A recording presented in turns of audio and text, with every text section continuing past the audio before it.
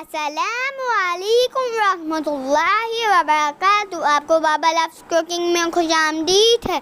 आज हमारे बाबा हमारे लिए बड़े ही मज़ेदार चिकन कढ़ाई बना रहे हैं। ये बनाने में बहुत ही आसान है और खाने में तो पूछे ही मत। कम वक्त और कम इंग्रेडिएंट से बनने वाली बहुत ही माइल्ड सी कढ़ाई है। इसके लिए आप 3 कप कुकिंग ऑयल कढ़ाई में डाल दें और धुली हुई और छोटे पीसेस में कटी हुई मुर्गी इसमें शामिल कर दें। साथ ही साथ इसमें 1.5 टीस्पून नमक के भी शामिल कर दीजिए। नमक डालने का फायदा ये होगा कि चिकन की जो आउटर स्किन है वो बहुत अच्छी और जल्दी से फ्राई हो जाएगी। इससे चिकन का फ्लेवर भी बहुत एनहांस हो जाएगा। जब मुर्गी अच्छी तरीके से तेल में नहा ले तो इसमें से एक्स्ट्रा तेल निकाल दीजिए। अब कढ़ाई में आप जितनी तेल की क्वांटिटी चाहते हैं उतना इसमें रहने दें। किसी को ज़्यादा पसंद होता है, किसी को कम, आपस की बात है। हमें तो तरी बहुत अच्छी लगती है। अब इसमें 2 टेबलस्पून लहसुन और अदरक कुटी हुई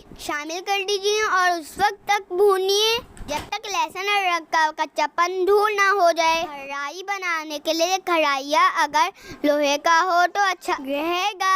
अब इसमें 4 से 5 हरी मिर्चें काट कर शामिल कर दीजिए। साथ ही साथ 5 टमाटर 2 हिस्सों में करके डाल दीजिए। अगर टमाटर लाल सुर्ख हो तो कढ़ाई का टेस्ट और कढ़ाई का रंग दोनों शानदार होगा इंशाअल्लाह। अब कढ़ाई का ढक्कन ढक दीजिए और हल्के आंच पे 10 मिनट के लिए छोड़ दीजिए। हमारी कढ़ाई का पेंडा मतलब बेस थोड़ा पतला था, इसलिए ही हमने स्लो आंच की थी, वरना कढ़ाई तो है ही तेज आंच पे बनाने वाली डिश। अरे बातों में हम ये स्टेप आपको बताना भूल ही ना जाएं। हाँ तो भाई बात ऐसी है कि एक एक करके चिमटे की मदद से सारे के सारे टमाटरों के छिलके जरूर रिमूव कर लेंगे।